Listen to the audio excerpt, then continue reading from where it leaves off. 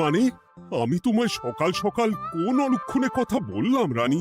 আমি তো কিছুই বুঝতে পারছি না। বললেন না, অলক্ষণে কথা বললেন না। ভুলে যাবেন না, আমি এই কৃষ্ণনগরের রানী। আমি তো তোমায় একটু কোনো কথা নয়, নিজের কাজ নিজে করুন, বুঝলেন? অন্দরমহলে আমার অনেক কাজ আছে। নিজের কাজ নিজে করব? আমি তোমার স্বামী, আমি তোমার কাছে এইটুকু আবদার করতে পারি না? হ্যাঁ,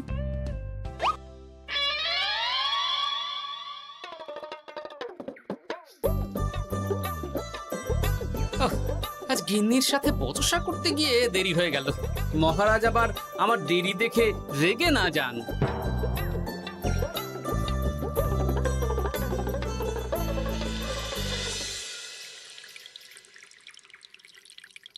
হ্যাঁ, তুমি কথাটা খুব একটা মন্দ বলনি মন্ত্রী। এতে রাজ্যবাসীরও উপকার হবে, আর রাজকোষেরও খুব একটা চাপ পড়বে না। তাহলে মহারাজ সব ঘরে ঘরে এই বার্তা পৌঁছে দিই। কি এত বড় সাহস তোমার? আমার মুখে মুখে কথা বলছো? যাও, বেরিয়ে যাও বলছি আমার চোখের সামনে থেকে। তোমায় আর দেখতে চাই না। আমি আবার কি বললাম মহারাজ? কি বললে মানে? কি বলতে বাকি রাখলে শুনি? বলছিলাম কি, অপরাধ নেবেন না মহারাজ, সেনাপতি তো। চুপ, একদম চুপ। আমি মরছি নিজের জ্বালায়, আর তুমি ওই ভুল ভাল বলে আমার মাথা বিগড়ে দিতে চাইছো? মহারাজ রেগে আগুন, এই ছিলেন ঠান্ডা, এই তো মুখে হাসি ছিল, এখন হাতে ডান্ডা। কি বললে কবি? তুমি আমায় অপমান করলে? যাও, এক্ষুনি তোমরা সবাই দূর হয়ে যাও আমার সামনে থেকে। কাউকে চাই না আমি।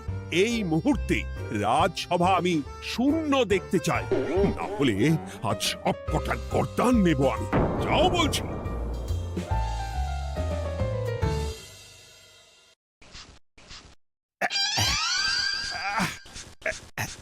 আহা, একটু শান্তি হলো।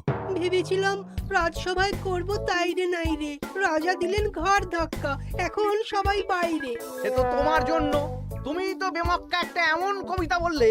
আহ, কেন এইভাবে চড়ছেন মন্ত্রী মশাই? দোষ তো আপনারও। আপনি তো কি একটা বলে রাজা মশাইয়ের মাথা গরম করে দিলেন। আমি আবার কি বলেছি? আরে মহারাজ তো সেনাপতির ওপর রেগে গেলেন। আরে বাবা, আমি আবার কি করলাম?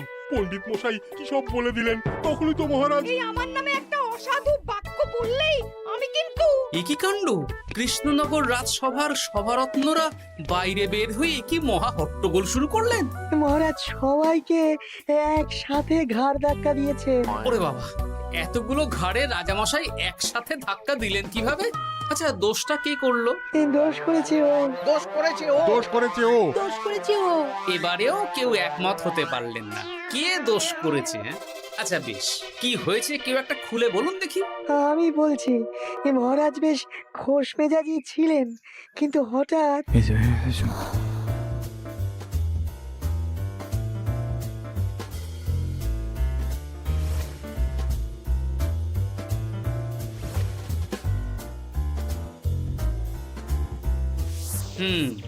এই কাণ্ড! এ তো ভারী অদ্ভুত রোগ মনে হচ্ছে। মহারাজের আচমকা মাথায় রক্ত চড়ে গেল নাকি? হ্যাঁ, মহারাজ আপনাদের রাজসভায় ডেকেছেন। ওরে বাবা না, যাবো না গো আমি, আমার কাছে আমার প্রাণ সবচেয়ে দামি। আমিও যাব না। নির্ঘাত মহারাজ গর্দান নিতেই ডাকছেন। আমিও যাব না গোপাল, আমারও প্রাণের বড় মায়া। আচ্ছা, এটা কি কোনো কথা হলো? হ্যাঁ, প্রাণের মায়া কার নেই বলুন তো? আর মহারাজ যে গর্দান নিতেই ডাকছেন তার কি কোনো মানে আছে? অন্য কারণও তো হতে পারে। তুমি কি করে বুঝলে? হ্যাঁ, বুঝতে পারিনি, তবে আন্দাজ করেছি। তোমাদের কথাতেই শুনলাম মহারাজ খোশ মেজাজেই ছিলেন, সহসা রেগে গেছেন। আবার যে সহসা খোশ মেজাজেই ফেরেননি, তাই কি বলা যায়? এটা তুমি বলনি তো মন্দ। চলো সবে ফিরিয়ে আনি রাজসভার ছন্দ। আরে গোপাল, এসো এসো এসো। তা এত দেরি করলে কেন? বাকিরা কোথায়? তারা আসছেন মহারাজ। আপনি তাদের ডেকেছেন, তাদের ঘাড়ে কটা মাথা যে তারা আসবেন না। কিন্তু মহারাজ, আমি অন্য কথা ভাবছি। কি কথা গোপাল? আপনি নাকি সভায় আজ হঠাৎ সবার উপরে রেগে গিয়ে তাদের সভা থেকে বের করে দিয়েছেন মহারাজ। এ কি সত্যি মহারাজ? আরে না না গোপাল, মোটেও না। বলতে পারো আমি সবার সাথে একযোগে একটা রসিকতা করছিলাম। আমি দেখছিলাম সবাই আমার রসিকতা কেমন বুঝতে পারে। তাই নাকি? আসলে তুমি ছিলে না বলেই এরা কেউ আমার রসিকতা ধরতে পারেনি। এ কি সত্যি মহারাজ? আপনি সত্যি আমাদের উপর কোনো রাগ করেননি? হুম, এ কি, এই সব কিছুই আপনার রসিকতা ছিল? ও মা, তাই নাকি মহারাজ? এই যে আপনি শুনিয়ে দিলেন কথা কড়া কড়া, সবকিছুই ছিল আসলে নিছক মজা করা। আহ, আবার যত সব বাজে বকছো তোমরা। এত কথা কেন? তোমরা কেউ আসলে মহারাজ কৃষ্ণচন্দ্রের রাজসভার যোগ্য নও। যাও যাও, দূর হয়ে যাও। কিন্তু মহারাজ, এই যে আপনি বললেন। আহ, তুমি সবার আগে যাও তো। তুমি হলে সব নষ্টের গোড়া। যাও বলছি, আমার আর ভালো লাগছে না। যাও। জব বাবা।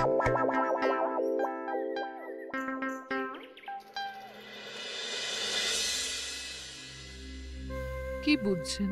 না না না, আমি তো সবই ঠিক দেখছি রানীমা।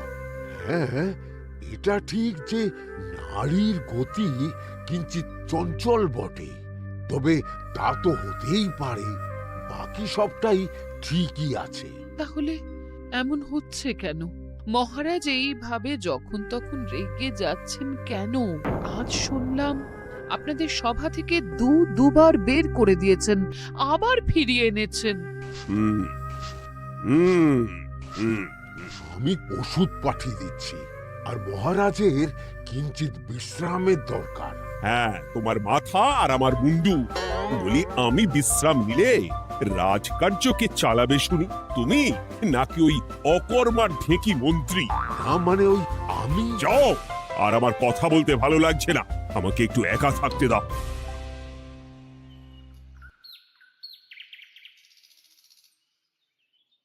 ব্যাপারটা কি বুঝলে গোপাল? রাজবৈদ্য তো মহারাজকে দেখতে রাজবাড়িতে গেছেন। কি মনে হয়? গতকালও আমি যখন বাগানে গেলাম,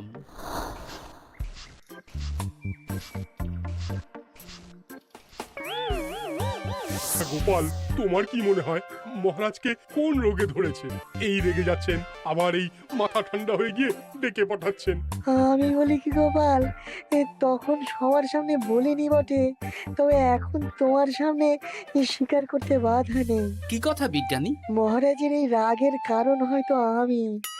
আমার মনে হয় আমার দোষেই উনি এরকম বারবার রেগে যাচ্ছেন।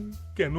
আসলে মহারাজ আমাকে একটা মাথা যন্ত্রণা সারার ওষুধ আবিষ্কারের দায়িত্ব দিয়েছিলেন, তো আমি অনেক চেষ্টা করেও সেই ওষুধটা আবিষ্কার করতে পারিনি। যেটা আবিষ্কার করেছি তাতে সেরকম কাজ হচ্ছে না। আমার মনে হয় ওনার মাথা ব্যথা থেকে এরকম হচ্ছে। সে যাই হোক, তুমি কিছু একটা করো গোপাল। মহারাজের অসুখ কিভাবে সারানো যাবে সেটা নিয়ে কিছু একটা ভাবো। ভাবতে তো হবেই। আজ সন্ধেবেলায় তুমি তোমার বাড়িতে বাকি সভাসদদের ডেকে আনো, আমি সমাধান সঙ্গে নিয়ে সময় মতো চলে আসবো। আচ্ছা বেশ, তাই হবে। আমি এখনই বাকিদের খবর দিয়ে দিচ্ছি। আর বিজ্ঞানী, একটু এদিকে এসো তো, একটা কথা আছে।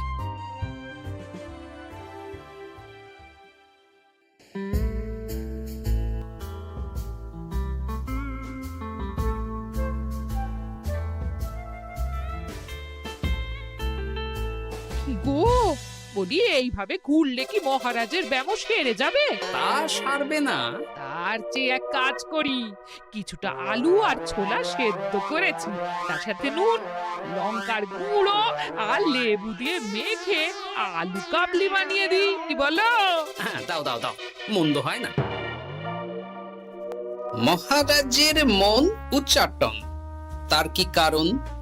মাঝে মাঝে আসছেন আর মহারাজ রেগে আগুন হয়ে যাচ্ছেন, আবার যেই সে ব্যামো ঠিক হয়ে যাচ্ছে মহারাজ সেই আগের মতন। তার উপর আবার সভাসদেরা মনে করছে তাদেরও কোনো দোষ আছে। তাহলে দুয়ে দুয়ে চার করতে হবে, কিন্তু কিভাবে কিভাবে কিভাবে? এই নাও আলু কাবলি খেয়ে পেট ঠান্ডা করে নাও দেখি। হ্যাঁ, বেশ কিছুদিন আগে বিজ্ঞানী লেবুর রসের জাদুর কথাই তো বলছিল। আচ্ছা গিন্নি, তুমি তোমার বিয়ের সময় তোমার বাবার মুদির দোকানের একটা কাঠের ছোট বাক্স পেয়েছিলে না, যাতে শ্বশুর মশাই মোহর রাখতেন? উমা, সে বাক্স তো ঝুলকালি মেখে আছে গো, তা দিয়ে তোমার কি হবে? ঝুলকালি লেগেছে? বাবা বাবা বাবা, তাতে তো আমার কাজ আরো ভালো হবে। যাও যাও যাও, নিয়ে এসো দেখি। আমি ততক্ষণে বেশ খানিকটা অদৃশ্য কালি বানিয়ে ফেলি।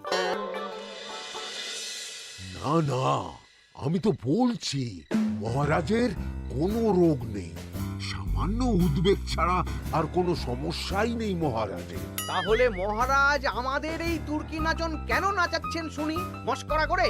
তাই তো উত্তর জানা চাই তো। আর এই যে এত জরুরি তলব পাঠিয়ে গোপাল আমাদের ডেকে পাঠালো, তার তো টিকিরও দেখা নেই। গোপাল কি করবে শুনি? যে রোগ আদপেই নেই সেই রোগ কিনা ওই গোপাল ছাড়াবে? আমার তো বিশ্বাসই হয় না। বিশ্বাসে মিলায় বস্তু, তর্কে বহু দূর, তাই না মন্ত্রী মশাই? পেলে গোপাল, মহারাজের রোগ সারাবার কোনো উপায় পেলে? আচ্ছা গোপাল, রাজবৈদ্য বলেছেন মহারাজের কোনোই অসুখ নেই, তা তুমি কি সারাবে শুনি? হ্যাঁ, রোগ হয়তো রাজবৈদ্য মশাই ধরতে পারেননি, কিন্তু কিছু তো আছেই যার জন্য মহারাজ এমন আচরণ করছেন, তাই না? তা তুমি বলো না মহারাজ এমন কেন করছেন, আর কি তার সমাধান? এক এক করে বলি। আমি ভেবে দেখলাম এর জন্য আমরাই দায়ী। বলো কি? আমরা সবাই কোনো না কোনো সময়ই মহারাজের রাগের কারণ হয়েছি, তাকে আঘাত দিয়েছি, বিষণ্ণ করেছি। ইচ্ছে করে করিনি হয়তো, কিন্তু করেছি। আর মহারাজ সেই সব কথা বুকে চাপা দিয়ে রেখেছেন। তুমি বলতে চাইছো অতীতে সেই সব ভুলের কারণেই মহারাজ এমন করছেন? আমার তো তাই মনে হয় সেনাপতি। আচ্ছা, তর্কের খাতিরে যদি তাই ধরে নি, তাহলে এখন আমাদের কি করণীয়? আমরা তো কাল যন্ত্রে চেপে অতীতে ফিরে যেতে পারবো না যে সেই সব ভুলগুলো শুধরে দেব।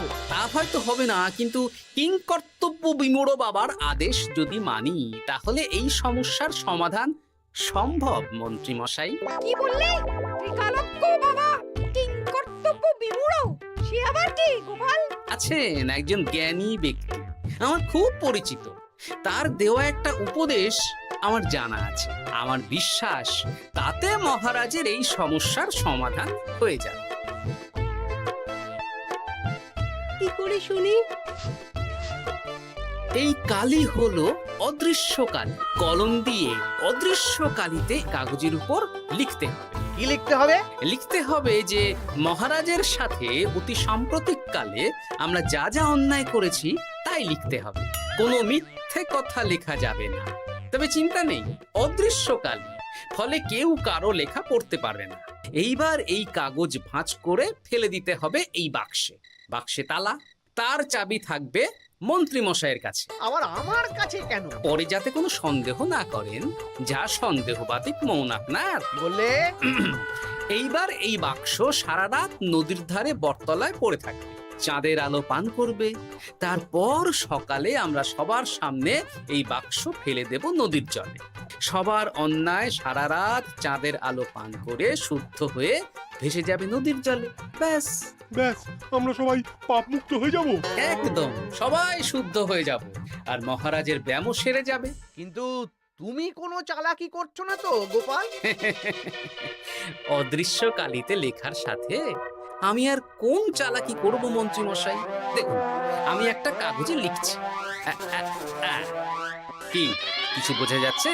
সত্যি তো কিছু বোঝা যাচ্ছে না যে আদৌ কিছু লেখা হয়েছে কি হয়নি। তাহলে লেখা শুরু করা যাক। এক এক করে লিখুন আর কাগজ ভাঁজ করে বাক্সে ভরে দিন। আর হ্যাঁ, একদম মিথ্যে কথা লিখবেন না, তাহলে কিন্তু লেখাগুলো অদৃশ্য থাকবে না, ফুটে উঠবে। আচ্ছা গোপাল, বুঝেছি। কলম কালি মন, লেখে 3 জন। মিথ্যে কথা লিখে দিলেই ঘটবে অঘটন। আমি বাক্সটা নদীর পাড়ে সঠিক জায়গায় রেখে আসব। তারপর কাল সকালে সবাই মিলে এই বাক্স ফেলে দেব নদীর জলে। ঠিক আছে?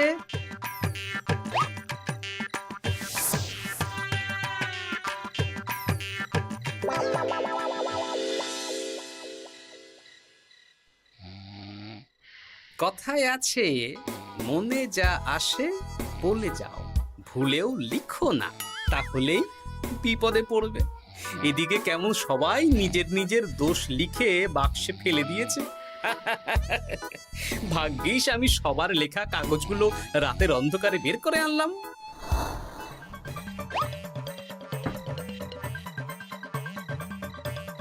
এইবার এই কাগজগুলো ঢুকিয়ে দিলেই কেল্লা ফতে। এখন সবার পাপের স্বীকারোক্তি আমার হাতের মুঠোয়।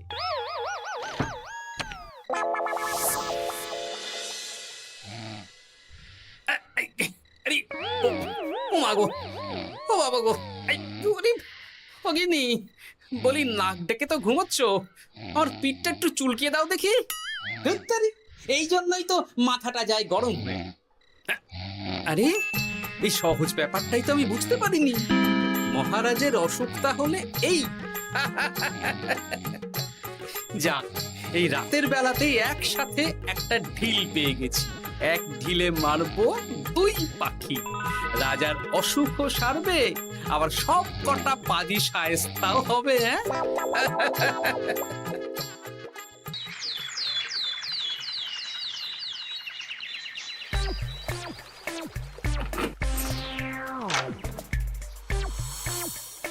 কি এইবার শান্তি হয়েছে তো মন্ত্রী মশাই? যেমন অদৃশ্য লেখা ছিল সেরকমই আছে তো? কিন্তু এতে কি মহারাজের রোগ সেরে যাবে? যাবে না মানে? মনে করুন সেরে গেছে।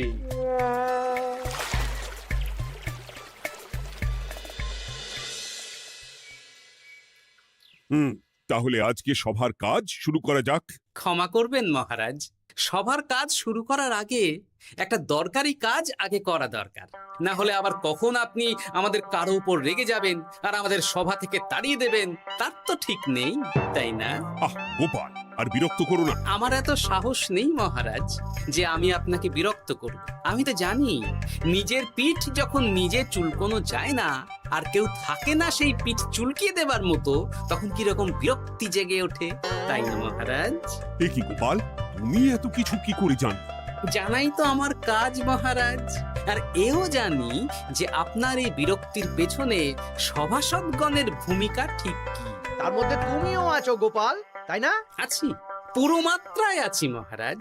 তবে হ্যাঁ, আমি কিন্তু তাই বলে রাজকোষের হিসেবে গোলমাল করে মহারাজের কোপের কারণ হইনি মন্ত্রী মশাই। এটা কি গোপাল আন্দাজে বলছে? না হলে কাল অদৃশ্য কালিতে আমি কি লিখেছি সেটা জানলো কি করে? আমি যা লিখেছি সেটাও কি গোপাল পড়ে ফেলেছে নাকি?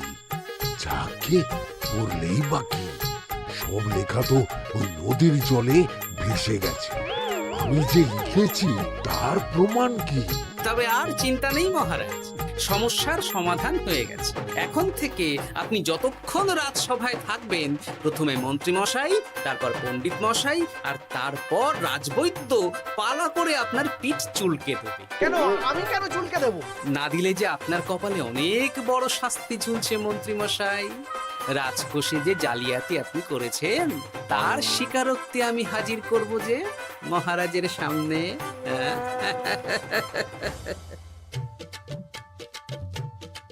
এই নিন মহারাজ, মন্ত্রী মশাইয়ের পাপের স্বীকারোক্তি। আপনি আগে মন্ত্রী মশাইয়ের লেখাটা পড়ুন, তারপর একে একে সকলের স্বীকারোক্তি দিচ্ছি। এ কি মন্ত্রী, তুমি রাজকোষ থেকে 500 মোহর চুরি করেছো, আর তার বদলে সেই হিসেব তুমি পুকুর পাড় বাঁধানোর খরচ হিসেবে দেখিয়েছো। এই সেরেছে, এটা ফুটে উঠলো কি করে? সে অনেক কাণ্ড মন্ত্রী মশাই, বাকিদের সবারটাই আছে, এত জেনে কাজ কি? না না, জানতে তো হবেই। তাহলে শুনুন, এই অদৃশ্য কালি আসলে লেবুর রস। গতকাল রাতে আমি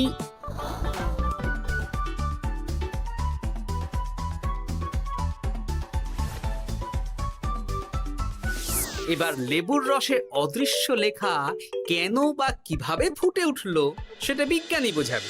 লেবুর রসে লেখা আগুনের তাপে ধরলে ফুটে ওঠে, কারণ লেবুর রসে থাকা অম্ল কাগজের সাথে থাকা শ্বেতসারের সাথে বিক্রিয়া করে এবং তাপ পেলে সেই বিক্রিয়া দ্রুত হয়ে কাগজের শ্বেতসার রাসায়নিকভাবে পরিবর্তিত হয়ে গাঢ় রং ধারণ করে। অনেক দিন আগে বিজ্ঞানীর কাছে ব্যাপারটা জেনেছিলাম, আজ কাজে করে দেখালাম। এবার মন্ত্রী মশাই দেখুন, মহারাজের সেবা করা ভালো না তার বদলে চাবুক খাওয়া ভালো।